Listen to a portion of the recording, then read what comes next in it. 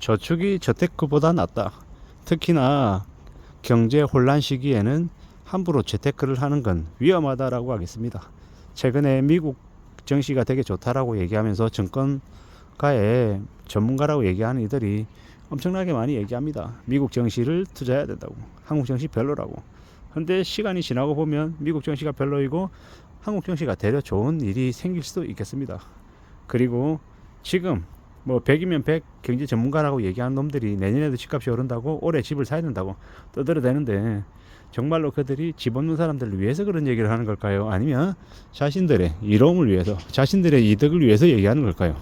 자기 이득을 위해서 얘기하는 거죠. 무리하게 빚내가지고 집 사라고 자꾸 꼬드깁니다. 정부도 꼬드기고 그 업계에서도 꼬드기고, 사실상 서민들을 상대로 한 갈취하려고 하는 수작질인 거죠. 이게 지금 이제 벌어지고 있는 일입니다. 이런 상황이기 때문에 함부로 재테크에 눈을 돌리는 건 조금 위험하지 않나라고 생각하고요. 되려 재테크보다 저축이 더 낫겠다라는 겁니다. 재테크가 일본에서 넘어온 자이테크에 이제 변형된 말인데, 일본에서 자이테크는 되게 좋은 말이 아니고 나쁜 얘기입니다. 다단계니 뭐니 아니면 누군가를 꼬드겨서 이득을 취하겠다라고 하는 수작질이기 때문에 매우 이제 이미지나 느낌이 좋지 않죠. 한국은 뭐 재테크를 당연히 해야 된다는 식으로 얘기하는데, 뭐 말이 중요한 게 아니고 표현이 중요한 게 아니고 실제로 어떤 식으로 대응하고 어떻게 살아가냐가 더 중요한 것 같습니다.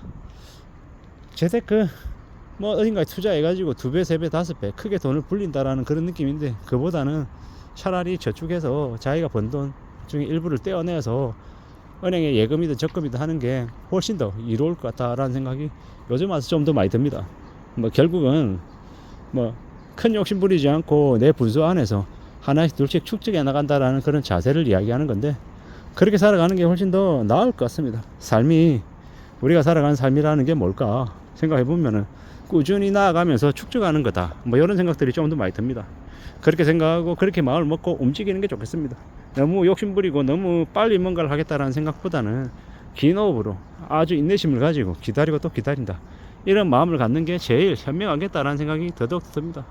우리는 현명하게 살아야죠. 오늘만 살고 내일 안 살 게 아니기 때문에, 이번 달만 살고 다음 달에 그냥 인생을 놔버릴 게 아니기 때문에, 천천히 마음을 먹고 지금 현재 하고 있는 것에서 나에게 부족한 게 뭐고 좀 잘하고 있는 건 뭐고 이런 걸 따져보면서 지내는 게 좋을 것 같고요. 특히나 돈 관련한 부분들, 경제적인 부분 관련해서는 저축을 통해서 꾸준히 소리 소문 없이 축적해 나가는 게 제일 좋을 것 같습니다. 물론 금방 되진 않겠죠. 한 10년 정도 이렇게 쌓아간다고 생각하고 차근차근 꾸준히 축적하고 쌓아가면, 그러면 그게 나중에 나름의 효과로 드러나지 않겠나라는 생각을 해봅니다. 살아가는 삶이 참 녹록지 않고 만만치 않습니다. 좀 따져봐야죠. 좀 살펴야죠. 어떻게 사는 게 좋을까라고 궁리도 좀 해야죠. 그러는 중에 고민하고 또 고민해야죠.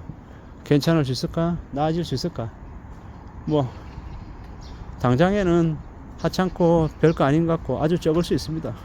그렇지만 그럼에도 불구하고 그러는 와중에도 또 쌓아 가보자, 축적해 가보자, 다듬어 가보자, 만들어 가보자 라고 이야기하고 싶은 겁니다.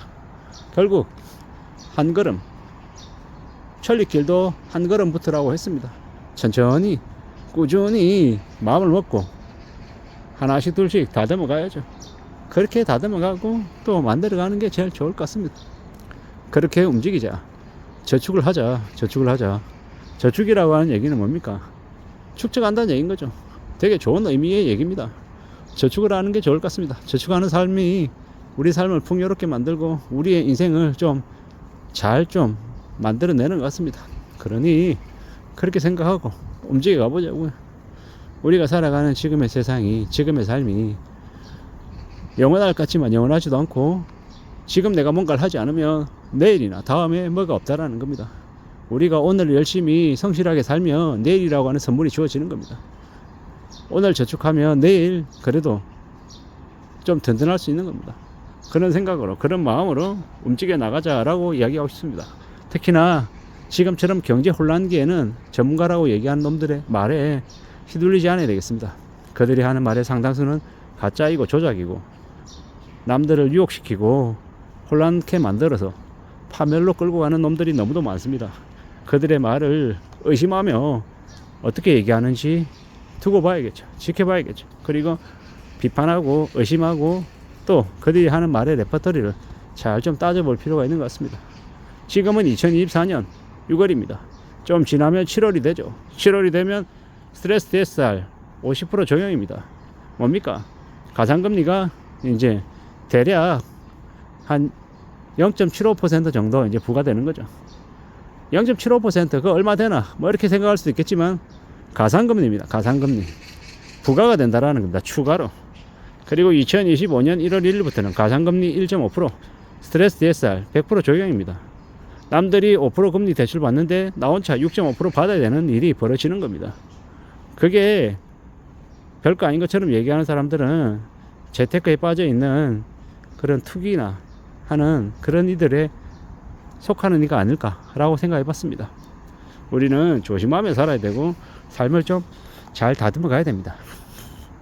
그러려면 예측되는 삶을 살아야 되는 거고, 직장인으로 살면 이제 꾸준히 월 소득이 이제 들어오잖아요. 그 꾸준한 소득 안에서 일정 부분을 떼어내서 저축한다라는 건 이건 매우 좋은 모습이다 라고 생각합니다. 그렇게 생각하면서 미래를 대응하고 대비하며 살면, 축적하면 삶이 한순간에 단번에 좋아지진 않겠지만 시간을 두고 천천히 괜찮아질 거다라고 봅니다. 그렇게 생각하고 마음을 먹자고요. 우리가 살아가는 삶은 언제나 우리에게서부터 시작됩니다. 우리가 마음을 먹고 오늘 내가 1,000원을 저축하면 한 달이 쌓이면 3만 원이 되는 거고, 1년이 되면 36만 원이 되는 거고, 10년이 되면 360, 30년이 되면 한 1,080만 원이 원금인 건데, 실제로 그 원금 플러스해서 계속 복리가 쌓이기 때문에 축적하면 어떻게 되겠습니까? 1,080만 원이 아니라 3,000만 원, 5,000만 원, 그 이상이 될 수도 있다는 겁니다. 하루에 1,000원이 되게 우습지만 쌓이면, 30년간 쌓이면 무시 못할 엄청난 금액으로 늘어난다라는 걸 말씀드리고 싶었습니다.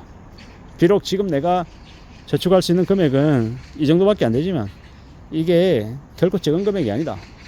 쌓이면 10년이 쌓이고 20년이 쌓이고 30년이 쌓이면 엄청난 금액으로 불어난다라는 걸 말씀드리고 싶었습니다. 우리가 살아가는 삶을, 인생을 너무 쉽고 원만하게 생각하지 말자. 좀 멀리 내다보고 길게 내다보고 잘 추스리면 분명히 괜찮은 삶이 우리에게 선물로 다가올 것이다. 그렇기 때문에 재테크보다 저축하는 삶을 추구하자라고 말씀을 드리고 싶었습니다. 저축이 재테크를 이긴다. 경제 혼란기에는 더욱더 이 말이 맞는 것 같다라는 생각을 해봤습니다. 아무쪼록 저나 여러분들의 삶은 저축하는 삶으로 바뀌었으면 좋겠다라는 겁니다. 이상입니다.